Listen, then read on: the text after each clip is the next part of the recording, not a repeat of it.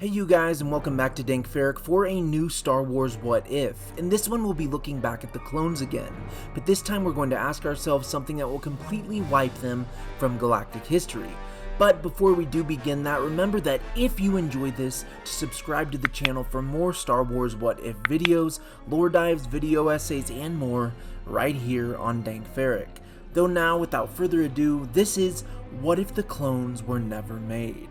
To begin, we'll need to look back at galactic history. For many hundreds of years, the Galactic Republic had a grand army, enlisted men and women of the galaxy who wanted to serve and defend democracy and freedom in the galaxy.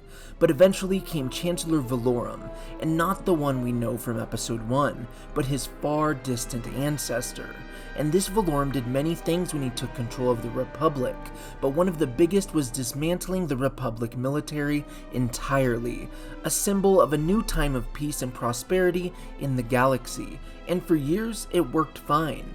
Peace was there, and local security forces, militias, and the Jedi Knights settled issues, though eventually it would turn around to bite the Republic.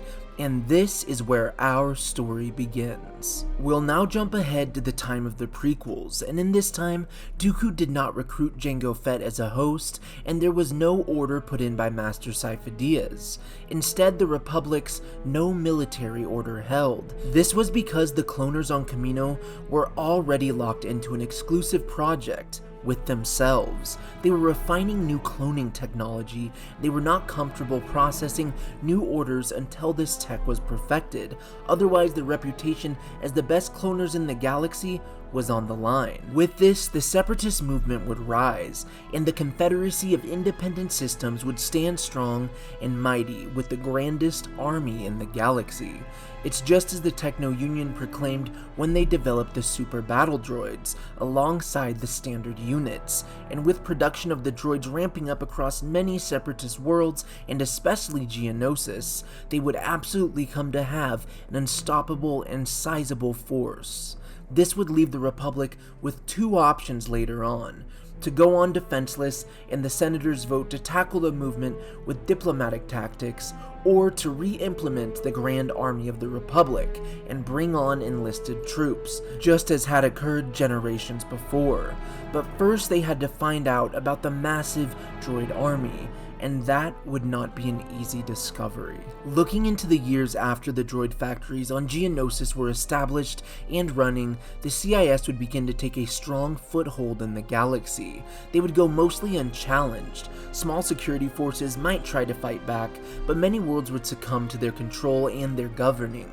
Some of them by free will, others by force. And eventually, as several worlds began to fall, the Republic would see the danger. Their democracy was in the infancy of collapse, especially as neighboring systems to those now under CIS control would begin to wonder why the Republic didn't try to protect their neighbors, and just as they also began to wonder if the Republic would even protect them. All of this would push more worlds into the hands of the Separatists, and this is where those two options I mentioned earlier would be raised. The Supreme Chancellor could push for trying to work with diplomacy, knowing that a future filled with free-willed troops wouldn't go in his favor, or the Senate would push him to reform the old army.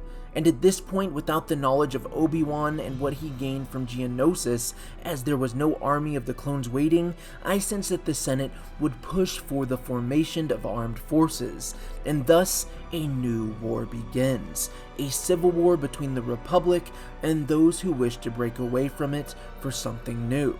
And this time, the CIS would have more worlds and be a stronger force, a far stronger one. And because of the time they had, the Separatists would have more worlds and resources in their hands and more of a foothold of the galaxy than they do in the original story. And you have to also remember that a huge part of the Republic staying in front of the Confederacy in the war is because of the skill and the training of the clone troopers. They were one of the most elite armies ever formed in galactic history. So this is where I turn the ball over to you. So answer me this. In this scenario, who do you think would win the war? The enlisted army of the Galactic Republic without any Kaminoan resources, or the massive droid armies of the Separatists? Now with that said, This has been Dank Ferric, and do remember that the Force will be with you always.